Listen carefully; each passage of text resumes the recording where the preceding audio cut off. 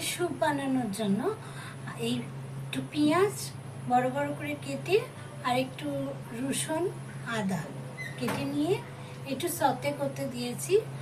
এই খুন্তিটা আমার মেয়ে কিনে দিয়েছে। এর মধ্যে একটু গাজর দিয়ে দিলাম, এটা একটু ক্যাপসিকাম কুচি দিয়ে দিয়েছি। সব কিছু একসাথে সতে করে নিচ্ছি। দিলাম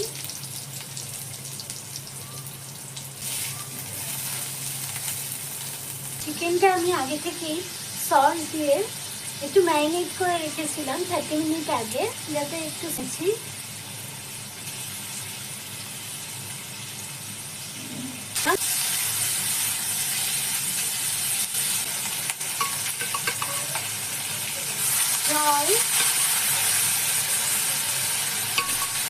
বয়েল করে রাখা চাউ,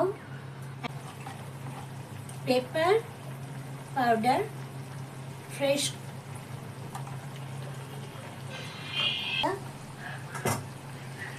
একটুখানি কর্নফ্লাওয়ার জলে গুলে নিয়েছি, সামান্য একটু।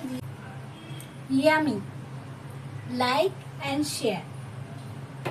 ভালো যদি লেগে থাকে